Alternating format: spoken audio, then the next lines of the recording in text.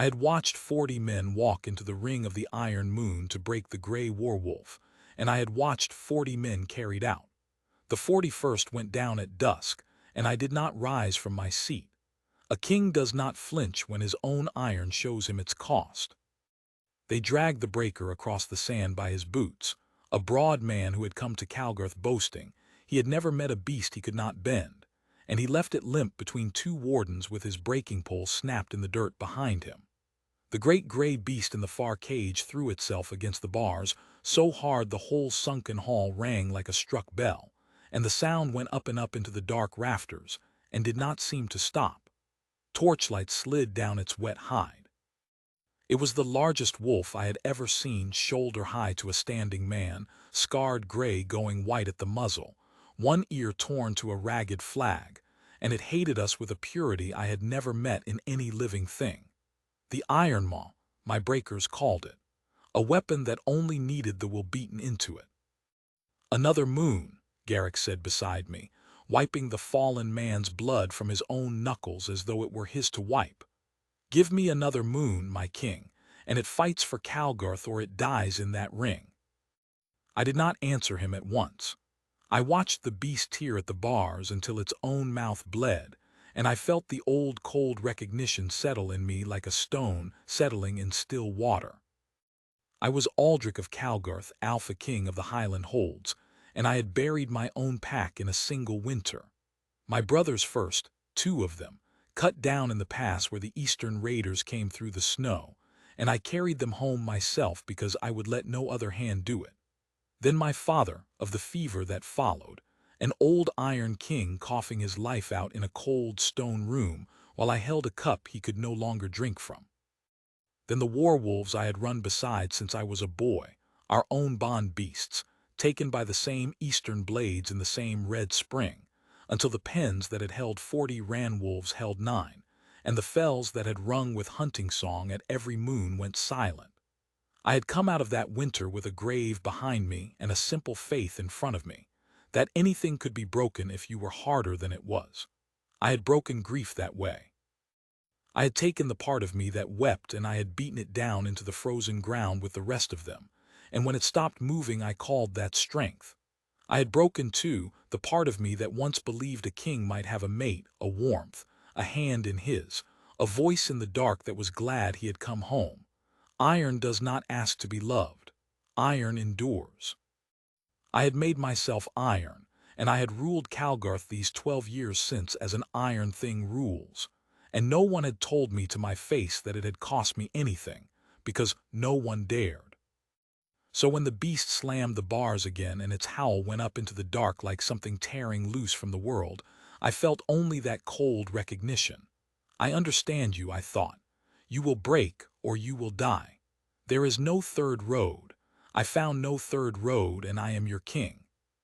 And then a girl walked out onto the sand toward it, and the beast went silent.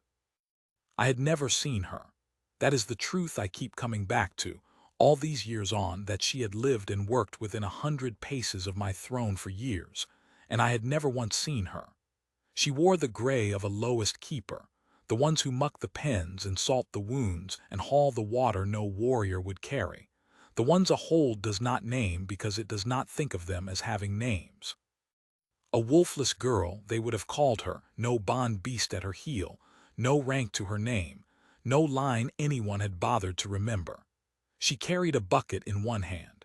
She was not supposed to be on the sand at all. The ring on a breaking night is for the breaker and the beast and no other living soul. "Get her out," Garrick snapped, half rising, and there was real alarm in it, because whatever else he was, Garrick did not want a keeper's death on the sand to sour the work. "Fool girl, it will open her throat before the wardens reach her." I put my hand on his arm. Because the Iron Maw was not opening anyone's throat. The great gray beast that had thrown itself bloody against iron for 2 moons had gone utterly still, its head low, its torn ear turned toward her, and it was watching the girl the way a drowning man watches the far shore, with everything it had, as though she were the only fixed point in a spinning dark. She did not look at me. She did not look at any of us, though she must have known the whole high tier was watching, the king among them. She set the bucket down within reach of the bars. Water, I realized, clean water, when we had been giving the thing river slop, and less of it, the better to weaken its will, and she crouched an arm's length from a beast that had killed men that week, and she said something to it. Lo! In no tongue I knew, and I know six. The iron maw made a sound I had never heard from it, not a growl, something underneath a growl, something that in a man I would have called weeping. Then a warden reached her, hauled her back by the collar of her keeper's gray, and shoved her stumbling off the sand toward the low gate, cursing her for a half-witted fool who would get herself killed, and cost him a flogging for allowing it. And the beast came apart again, hurling itself at the bars, screaming at the dark. But now I could not unhear the other sound underneath the fury. I sat in my high seat with my hands very still on the cold stone, and for the first time in a long cold age, something moved behind my ribs that I had thought long dead and buried in the same winter as everything else. "Who was that keeper?" I said. Garrick did not know. Of course he did not know. She was no one. He said as much, a pen girl, my king, one of the muck-end water gray. They come and go and turn the talk back to the beast and the moon he wanted, and I let him. And I did not stop looking at the low gate where she had gone even after the dark had swallowed her. I meant that night to have her brought to me and questioned. A keeper who could still a werewolf with a word in an old tongue was a thing a king should know about, if only to set her to use. That was how I told it to myself. Instead, when the hold had gone to its rest and the torches in the high hall had burned down, I put on a plain dark cloak, which a king should not do, and I went down to the pens myself alone, which I had not done in years. The pens of Calgarth run beneath the ring in long stone galleries that smell of straw and iron and animal and old smoke. The werewolves we keep there are magnificent, terrible things, bred and trained for the Eastern wars, and they knew my scent and rose as I passed, ears up, the great intelligent eyes following me down the line. I had once loved beasts like these more than I loved most men. I had run the fells with a wolf of my own at my side from the age of 9 until the spring the raiders came, and when she died in the pass beside my brothers, I had knelt in the bloody snow and howled until my voice tore, and then I had stood up and never let myself feel it again. Now I walked the galleries and felt nothing for the beasts in them but the cold pride of a man surveying his weapons. That was the point of me. That was the whole point of what I had made. I found her at the last gallery, at the iron maw's cage, and I stopped in the dark where she could not see me, and I stayed there far longer than I meant to. She was singing. Not loudly. A herding song, the kind the shepherds sing on the high fells, old past reckoning, the words worn smooth as river stones. She had a scrap of something in her hand, dried meat, I think, her own ration by the look of her thin wrists, and she was pushing it through the bars a finger's width at a time, and singing, and the great gray killer that had beaten 40 men was lying with its ruined head against the iron, close enough that she could have laid her palm on its brow, and it was letting her sing. "You shouldn't grieve where they can see you," she told it between verses in the common tongue now, soft as if to a child. "They only understand the fury. It's the only thing they've ever let you be, so it's the only thing you've got left to give them. So give them the fury by daylight in the ring where it costs you nothing you haven't already lost." She pushed the last of the meat through, and the beast took it from her fingers as gently as a pup. "And give me the grief here at night where it's safe. I'll hold it. I've got nothing else to do with my hands." And the beast pressed its skull harder against the bars, and she laid her small hand flat against the iron on the other side, not quite touching the animal, and they stayed like that, the monster and the muck keeper, two grieving things holding still in the dark. I have led armies. I have stood over the graves of everyone I loved and not wept, because I had decided weeping was a door I would not open again for fear of what would come through it. I stood in that gallery in my plain cloak and could not make myself move, because I understood, all at once and against my will, that I had been wrong about the beast in the most complete way a man can be wrong.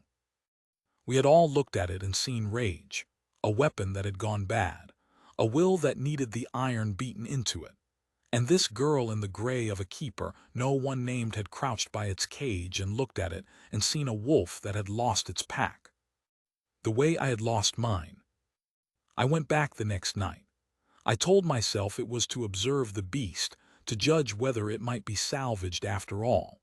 That was a lie I kept telling myself for the better part of a moon, and it grew thinner every night I told it.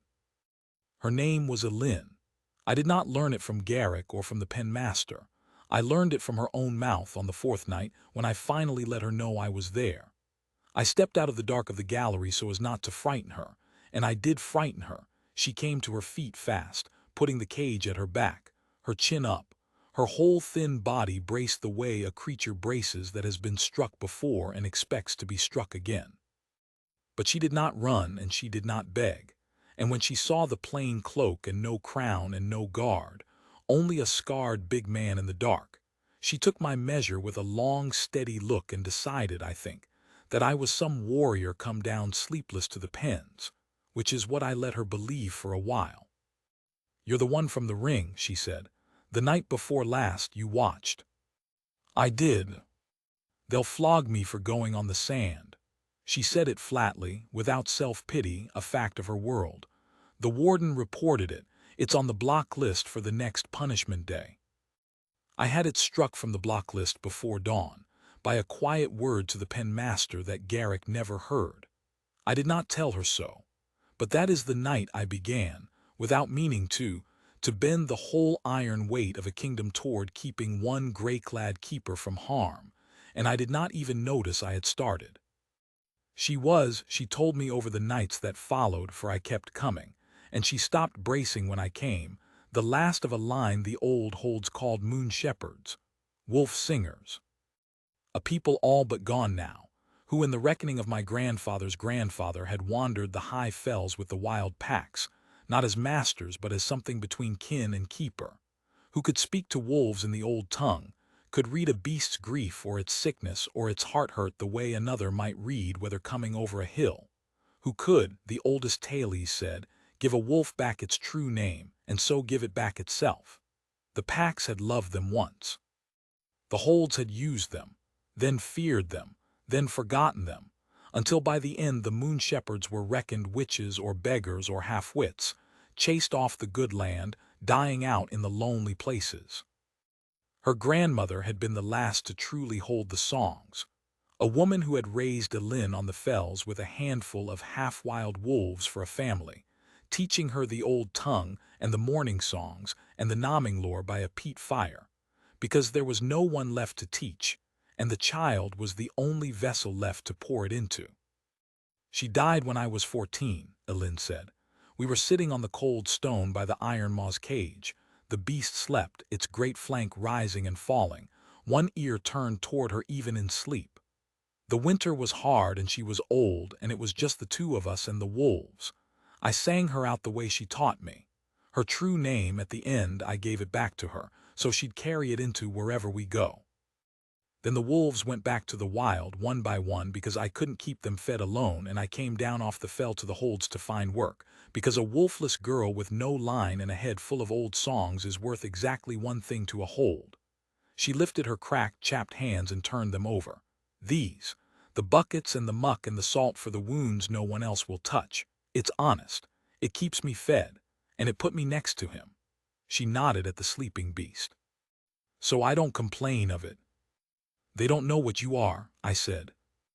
"No one's ever thought to ask a keeper what she is." There was no bitterness in it, which was somehow worse than bitterness. You feed the beasts, you salt the wounds, you haul the water, you don't get looked at. That's the whole bargain. I made my peace with not being looked at a long time ago. She glanced sidelong at me then, the torchlight in her steady gray eyes. "You look at me, though. You've come down here 6 nights running to look at me, warrior, and I still don't have your name." I nearly gave it to her then. I did not. I said only, "You'll have it," and she let that be and went back to her song, and I sat in the dark and listened, and the dead place behind my ribs grew that night a shade less dead. I should tell you what began to happen to me, though I did not have the words for it then, and would have refused them if I had. I had believed my bond dead. A wolf king carries a bond sense, a place behind the ribs where the pack lives, where, if fate is kind, a mate one day wakes and speaks, a warmth answering a warmth, the surest thing our kind is given. Mine had gone black and silent the winter I buried everyone, and I had been glad of it, fiercely glad, because a silent place cannot be hurt, and I had had enough of being hurt to last a life. For 12 years it had been a cold, shut room in me, and I had walled it round and set my whole self to guard the wall, and called that peace. But down in that gallery, night after night, listening to a wolfless girl sing grief back into a broken beast, that cold, shut room began, very faintly, to warm. Not to leap, not to howl. Nothing so loud, nothing I could have pointed to and named. It was more like a house you have left cold and shuttered for years, and passing it one night in the dark you look up and see there is a single lamp lit in an upper window, and you cannot say who lit it or when, only that the dark is no longer complete, and that you find, to your own confusion, that you slow your steps as you pass, unwilling to leave the sight of it. I did not understand it. I told myself it was the beast, that watching a thing be gentled where I had only ever tried to break it had unsettled some old part of me, and that once the work was done and the wolf made a weapon or made dead, the unsettlement would pass. I believed that for a while. I stopped being able to believe it the night she was not there. She had been sent north with a water train, the penmaster's doing, 3 keepers dispatched to haul water from the high springs when the low well fouled, a fortnight's hard walk there and back through the passes. I did not know she had gone. I went down to the pens that night as I had gone every night in my plain cloak, telling myself the same thinning lie, and I came to the last gallery, and the cage was there, and the great beast was there, restless and low, and there was no song. There was no small gray-clad figure sitting on the cold stone with her cracked hands and her steady eyes. There was only the silence where her voice should have been, and I stood in front of that silence like a fool, like a boy, and it was the loudest thing I had heard in 12 years. The beast came to the bars and looked at me. It had never let me near it. It hated my scent as it hated all our scents. But that night it came to the bars and looked at me, and I swear to you it knew. It saw the same lack in me that gnawed at it, the same missing voice, and it did not snarl. It only looked at me with its one whole eye, the 2 of us on either side of the iron, 2 creatures standing in the place where her song should have been and was not, and I understood, standing there, that I could no longer imagine the world without her voice in it. That is what the bond is in the end. Not always the lightning the young tailies promise. Sometimes it is only that you stop being able to imagine the world without a particular voice in it, and by the time you notice, it is already too late to unwant her, and you would not undo it if you could. I did not sleep the fortnight she was gone. I found reasons to ride the north road. A king may inspect his passes, may see to his springs, may do 100 things that happen to point him north, and I did not ride it because I knew what I would be riding for, and I was not yet ready to be the man who rode a day's hard road to look at a keeper. I was still, God help me, trying to be iron. So I stayed and I did not sleep, and I sat many nights by the iron maw's cage where she used to sit in the silence, and once, only once, and I have never told anyone but her, I tried to sing the herding song myself, low and clumsy, the words I had heard her sing, to see if the beast would quiet for me. It did not. It lifted its head and looked at me with something that was almost pity and turned away. It was not my song to sing. She had not handed it to me. I understood that later. You do not take these things, they must be given. She came back on a gray morning at the head of the water train, footsore and thin and cheerful, and a king happens to be many places, to be in the low yard when the train came in. And when she saw me, she did not know me for the king even then. She thought me the sleepless warrior still, and she smiled at me across the yard, a plain, tired, glad smile, and the lamp in the upper window of the cold house of me flared up so bright I had to turn away so she would not see my face. That night the song came back to the last gallery, and the beast quieted, and I sat in the dark and did not try to sing, and I let myself know, at last, plainly, what had happened to me. I was Aldrich of Calgarth, an Iron King who had sworn off a mate and buried his own heart, and I had found her, and she was a wolfless keeper who did not know my name, and I was too much a coward to tell her. Because here is the thing I had not reckoned with. To tell her was to open the door I had walled up 12 years before. To let her in was to have, again, something the world could take from me. I had learned that lesson in a single red winter and learned it so well it had made me what I was, and everything in me that was iron screamed that to want her was to hand fate the knife again. Better to keep the wall. Better the cold, shut room. Better to be the king who felt nothing than the man who could be gutted a second time. I told myself all of it, every night in the dark, and every night her song came through the bars and made a liar of me. And while I sat in the dark being a coward, Garrick made his plans. I had not been giving him his moon. He had noticed. A breaker lives to break, and I had been finding reasons. The beast is not ready. The ring is wanted for the levy drills. Wait, and Garrick was not a fool, whatever else he was. He could see his king coming down to the pens at night in a plain cloak. He could see the beast quieting for a keeper, and he did not read it as I read it. He read it as a threat to the whole order of the thing he served. Garrick believed with his whole hard heart that Calgarth's strength was its iron, that a hold that could not break a beast could not hold a pass, that the day a king went soft was the day the raiders came again through the snow. He was not wrong that a hold needs strength. He was wrong about where strength comes from, but he believed it the way I had believed it, the way I had taught the whole hold to believe it, and so when he moved believing he was saving me from a weakness that would get us all killed. He came to me in the high hall before the council in the open, which was clever of him, because it made it a thing I would have to answer publicly.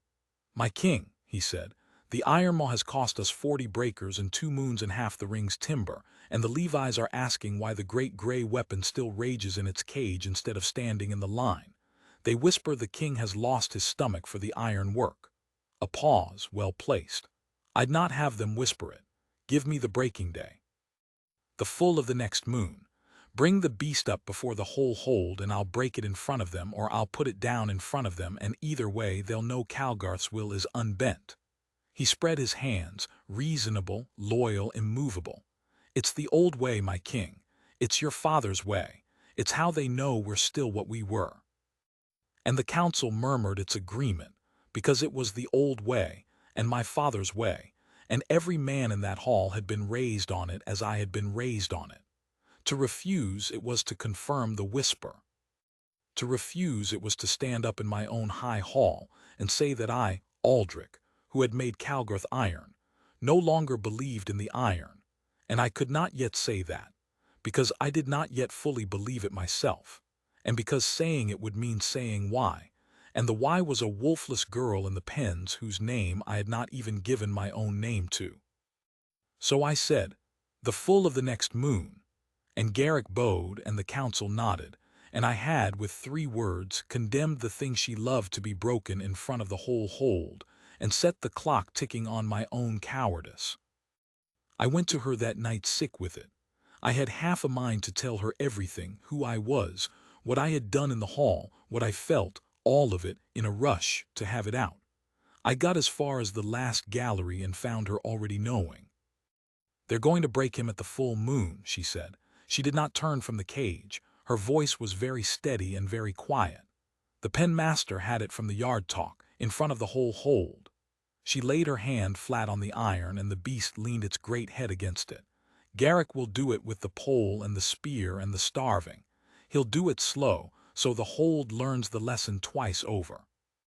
And this one," her voice did not break, but it went thin as a held wire, "this one has already lost everything he had, and he'll take the pole for days rather than kneel to men who beat him, because kneeling to them is the one thing the Fury is protecting.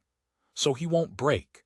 He'll die on the sand in front of them, being brave in the only way they left him." "Ellen, can you stop it?" She turned then and looked at me, the sleepless warrior she thought I was, and there was such a fierce, clear grief in her face that it went through my iron like it was paper. "You come down here every night. You've got the bearing of someone who's used to being obeyed. I don't know what you are up in the hall, Captain Commander. I don't ask, but you've kept them from flogging me. Don't think I didn't work that out, so you're something. Are you something enough to stop this? Because I'll beg you if it helps. I've got no pride where he's concerned. I'll get down on the stone and beg. Don't, I said, and it came out of me raw. Don't you ever kneel to me. She looked at me a long moment, and something in my voice must have told her more than I meant it to, because her fierce grief gentled into something else, something searching. Who are you, she said, not afraid, just needing now to know. And I was going to tell her. I swear I was. But there is a difference between telling her in the dark of the gallery, the two of us and the beast, and what fate did instead, which was to take the telling out of my hands entirely and do it in front of 3,000 people, on the sand, in the light. The breaking day was set at the full of the moon, and the full of the moon came. It is an old custom of the war holds, and an ugly one, though I had never let myself see its ugliness until that season. The beast that will not yield is brought into the ring of the iron moon before the whole pack and broken publicly, so that every soul present learns again the lesson that Calgarth's will is iron and cannot be refused. My father had done it. His father had done it. I had done it more than once, and stood over the yielded beast and felt the cold pride of it and called that ruling. Garrick had waited a long time for this one. He meant to master the great gray iron maw before all my people with pole and spear and starving, and stand over it as it finally cowered, and be the man who made the unbreakable thing kneel, and in the doing, to remind his king what the iron was for, and to burn out of me, in front of everyone, whatever soft thing had been drawing me down to the pens at night. I sat in my high seat above the sand with my crown on and my face like the stone it rested against, and the hold packed the tears of the sunken ring to the rim, thousands of them. The Levis and the warriors and the penfolk and the fell farmers come down for the spectacle, all of them hungry for it, the way people are hungry for a hard lesson delivered to someone other than themselves. They brought the beast up through the low gate on chains, 4 wardens, and it dragged all 4, hauling them across the sand while the crowd made the noise a crowd makes when it sees a great and hated thing brought low. A noise like surf, like weather, a noise with no single face in it and no mercy. Garrick stood in the center of the ring in his breaking leathers with the long pole in his hands and the spearmen ranged behind him, and he looked up at me once, and I gave him the nod, because I had said I would, because I was still, even then, trying to be the Iron King in front of my hold. And then, before Garrick could set his feet and begin, a girl in keeper's gray stepped down onto the sand. The hall's roar died into a strange, disbelieving hush, the surf drawing back off the shingle all at once. A warden lunged for her from the gate. I heard my own voice, before I had decided to use it, ring out across the whole sunken ring, flat and hard and carrying. Let her stand. Garrick turned to me, the pole coming up, his face going dark. My king. Let her stand, I said again, and I did not raise my voice the second time, and every soul in that packed hall heard the iron in it and went still, and the warden froze with his hand a finger's breadth from her collar and then stepped back. Elin walked out onto the sand toward the chained beast, alone, unarmed, a wolfless girl in muck gray before the whole assembled might of Calgarth, and she did not once look afraid. She did not look at me either, not yet. She had eyes only for the great gray beast hauling against its 4 chains, and the beast saw her coming and stopped fighting.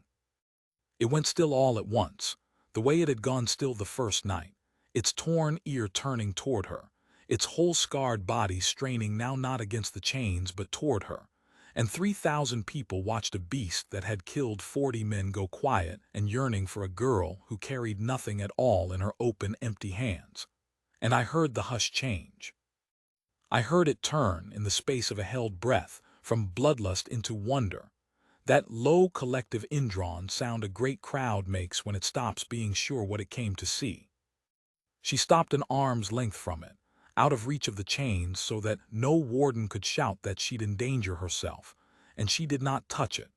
She lifted her head, and she began, in the old tongue, in a voice that carried up the stone tears clear as bells over water, to sing. I had heard the herding songs. I had heard the small night songs she sang through the bars. I had never heard this. This was the mourning song of her people, the death song the moon shepherds sang over the fallen of a pack, and it was the most terrible and beautiful thing I have ever heard a human throat make. A high aching keening line that rose and turned and fell like wind coming down off the winter fells. A song with the whole grief of the world folded into it, and it went up out of that sunken ring into the moonlit dark, and every soul in that hall felt the hair rise on their arms. The beast began, before all of Calgarth, to shake. "I know," she told it then, dropping into the common tongue so that all could hear, laying the grief bare in front of everyone where I had once told her never to. "I know they're gone. I know you're the last of them. I know the eastern blades took your pack the same red spring they took so many, and I know you carried it alone in the dark of that cage for 2 years, because the only face these men would let you show was the fury, and so you gave them the fury and you kept the grief where nothing could reach it." Her voice did not break. It got, if anything, steadier and kinder, and it filled the whole silent ring. "You don't have to be the fury anymore. Not for me. I'm the last of mine too. I know how heavy it is to be the last one carrying the names of everyone who's gone. Give it to me. Give me your name, your true name, not the war name they hung on you, and I'll carry it with you. And I swear on my grandmother's grave and every wolf she ever sang home, you will not be the last of anything ever again, as long as I'm alive to stand beside you." And the Iron Maw, the great gray killer, the unbreakable weapon, the beast that had cost 40 men and 2 moons, lowered its ruined head. And then, before the eyes of the whole hold, in the light of the full moon and the ring of torches, the beast that no man had ever bent knelt to her. It folded its enormous gray body down into the sand, chains and all, and it pressed its scarred skull against her, and it made that sound again, the sound from underneath a growl, the sound I now knew for what it was. Grief allowed at last to be grief in the open air, and Aline put both her thin arms around its huge head and bowed her own to it, and I saw her lips move against its brow, and I saw the great beast go still and whole and quiet in a way 2 years of iron had never made it. And I understood that the wolf had handed her its true name. Greymorn, she told me after, the gray one who mourns.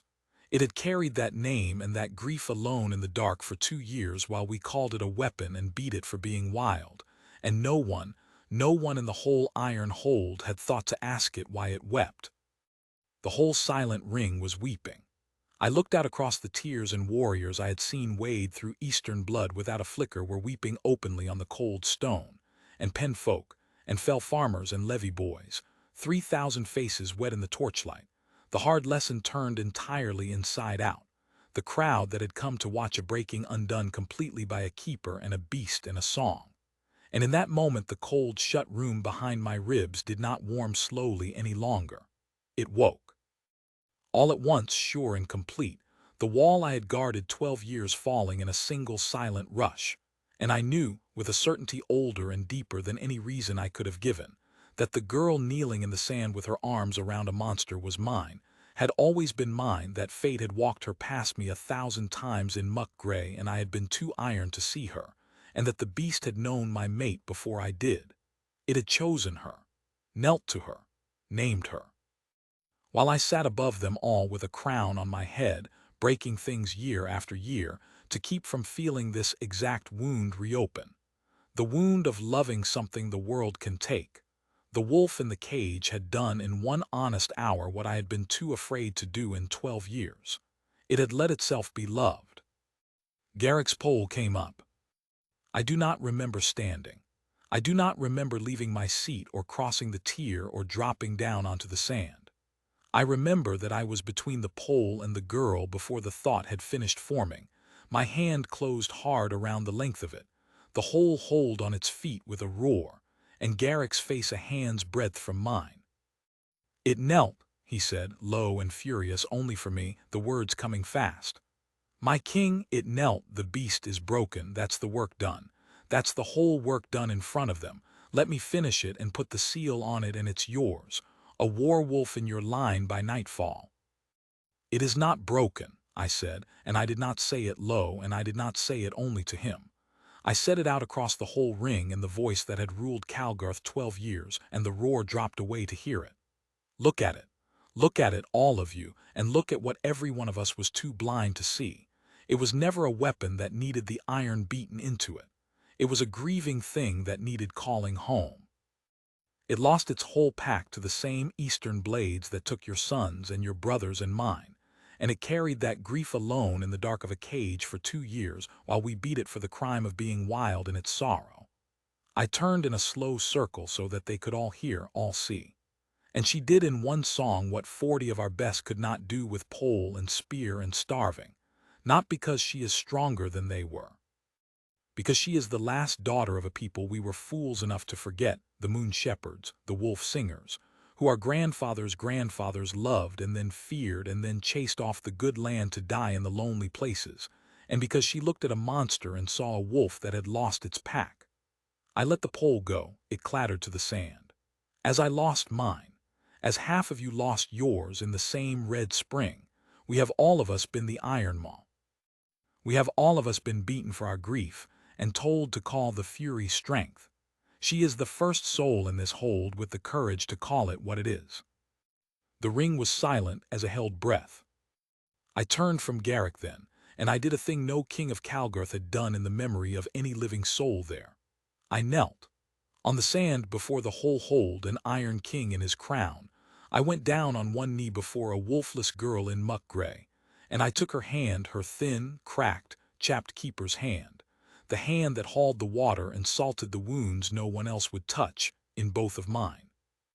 "You asked me who I was," I said, and I said it so the whole ring would hear it, because I owed it to her to be a coward no longer, in front of every soul who had ever failed to look at her.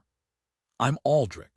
I'm the king of this hold, and I've been coming down to your gallery in a plain cloak for a moon because I was too much a coward to tell you, and too much iron to admit to myself, what I already knew the first night you crouched by that cage and I saw you see him. I have broken everything I was ever afraid of, every fear I ever had. I've beaten it into the ground and called the bruise a crown. I don't want to break one more living thing as long as I have breath." Greymorn leaned its great gray head against her side, watching me steadily with its one whole eye, and I swear before all of them the beast understood every word. "So I'm not going to command you. A king can command a weapon, and I am done, I am finished making weapons. I'm asking you. In front of all of them, so all of them hear it and none of them ever again mistake what you are worth. Stand beside me, Alin. Keep this ring, not to break wolves in, but to sing them home. Be Luna to a hold that owes you more than it can ever pay, and that never once looked at you until tonight.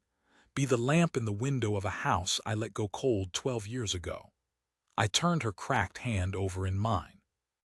"And if your answer is no, if you'd sooner take him and your songs and walk back up onto the fells and never see the inside of this hold again, then you walk out of here tonight a free woman with him at your side, and I'll set my own guard on the North Road to see that no man living ever troubles either of you.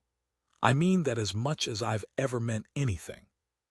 But I had to ask you here, in the light, in front of all of them, because they made you carry water in the dark for years and never once said your name, and I wanted the last thing this ring ever witnessed to be a king asking a keeper to be his queen." The hold had gone so silent I could hear the torches breathing. Alin looked at me a long moment, kneeling there in the sand, her hand in mine and the great beast against her side, and there was no scorn in her face and no fear in it and no triumph either. Only that steady, searching kindness she had turned on the beast in the dark, turned now on me, weighing me, seeing me, the way no one had let themselves see her. And then, still holding my hand, she reached down with her other and laid it flat on Greymorn's huge gray skull, joining the three of us there in the middle of the ring, and she spoke, not only to me, but out to the whole hushed hold, in that clear, carrying voice. "I never once needed to be worth your crown, my king," she said. "I've done without it my whole life, and I'd have done without it happily to the end. That's not what I was waiting to see.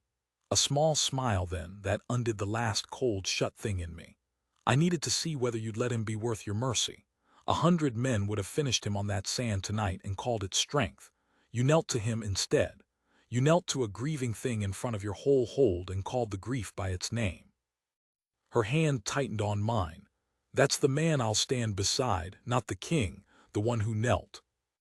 And the whole of Calgarth, that had come down into that sunken ring hungry to watch a breaking, roared instead for their Luna, a sound like surf, like weather, but nothing like the sound they'd made before, a sound with joy in it and something like relief. 3,000 souls let off the hook of the hard lesson all at once, and the great gray werewolf lifted its ruined head off the sand and howled. Not in fury. Not this time. It threw back its scarred head and gave the long, aching, rising homecoming howl of a wolf that has found its pack again after 2 years in the dark. And every bond beast in the galleries below took it up, and every wolf on the moonlit fells above the hold answered it, until the whole night rang from the sunken ring to the high tops with the sound of wolves who were no longer alone. And I knelt there on the sand of the iron moon with my mate's cracked hand in mine, and the beast's grief turned to homecoming at our side. And I understood, finally, completely, the thing she had taught a monster in a single song, the thing I had spent 12 iron years refusing to learn. The strong thing is not the one that cannot be broken. It is the one that lets itself be loved. They do not break wolves in the ring of the iron moon anymore. The chains came off the galleries the first spring, hauled up and melted down, and I had the low gate that leads to the fells left standing open, so that the wolves we keep may go up to the high tops at the full moon and come home again of their own will, which they do, every one of them, because a beast that stays by choice is worth 10 that stay by iron. A thing my father never learned, and his father before him. And a thing I would not have learned either, if a wolfless keeper had not walked out onto my sand and shown me. The ring is where our young come now, the pups of Calgarth, the 2-legged and the 4 alike, to sit in the sand on quiet evenings and learn the old songs from their Luna, the war names and the true names, and the difference between them, which Alin says is the whole of it, that a war name is what the world calls you when it wants to use you, and a true name is what you are underneath, and that no one can take the second from you, and no one can give it to you either. You can only hand it when at last you trust the hands. She keeps the ring as she said she would. The Moon Shepherd songs are not dying out anymore. She has a dozen students now, keepers and warriors' children, and one grave little fell farmer's daughter who Alin says has the truest ear of all of them. And the old tongue is spoken in Calgarth again, at every moon, and the wild packs on the high fells have begun, cautiously, over the years, to come down to the sound of it, as they did in the days of her grandmother's grandmother. The hold that never once saw her now cannot imagine itself without her, and neither, God knows, can I. That is the truest thing I have learned to say, and I say it plainly, an old soft king who was once made all of iron. I cannot imagine the world without her voice in it, and by the grace of whatever kindness moves in wolves before it ever thinks to move in kings, I will never have to. Garrick left us the year we opened the gate. He could not stay in a hold that had chosen mercy over iron. I think, in truth, it frightened him more than any beast ever had, because his whole life had been built on the same wall I had built mine on, and he watched mine come down and could not bear to be near the falling. I did not stop him, and I did not humble him, whatever the hold expected. I gave him leave, and a horse and provision for the road, and I clasped his arm at the gate, because he had served my father and mine faithfully by the only light he had, and the fault of that light was more mine than his. I had taught it to him, after all, every hard hour of it. Some men can only be won and not broken, Alin says, and some will not hand you their true name however long you wait, and the last mercy you can do them is to let them go free rather than break them trying to make them stay. So I let Garrick go free. It is the nearest I could come to giving him what he could not take. Greymorn sleeps at the foot of our bed. The largest, most terrible werewolf ever brought to Calgarth, the killer of 40 men, the great gray beast no alpha could tame. It lies each night across the door of the two people it grieves for no longer, the guardian of a house that is warm now, and lit in every window top to bottom, no shut cold room left anywhere in it. It goes up to the fells at the full moon with the others, and it always comes home by dawn, and it lets our Luna's students braid ribbons into the fur of its torn ear, and does not so much as twitch. And it will let no living soul, but the two of us come within a spear's length of her without a look that empties a room. Some nights I wake in the dark and find my wife's hand already in mine, the way it seems always to have been, and the beast slow breathing steady across the room, and I lie there, an old iron king gone soft as a banked hearth, no shame left in me about it, and I think back over all of it, the 40 men, the 2 moons, the plain cloak, the silence where her song should have been, and I come, every time, to the same place. Knew. Before I did, the wolf knew. It looked at a girl who carried nothing in the world but a bucket and a grief and a head full of songs everyone else had forgotten, and it knelt to her, and it gave her its true name in front of a hold that had come to watch it die. Because a grieving beast in a cage had understood, in one clear, honest hour, the single thing I had spent my whole hard life refusing to learn, and had had to be shown, at last, on the sand of my own ring, by the two of them together. You do not tame the thing you love. You kneel,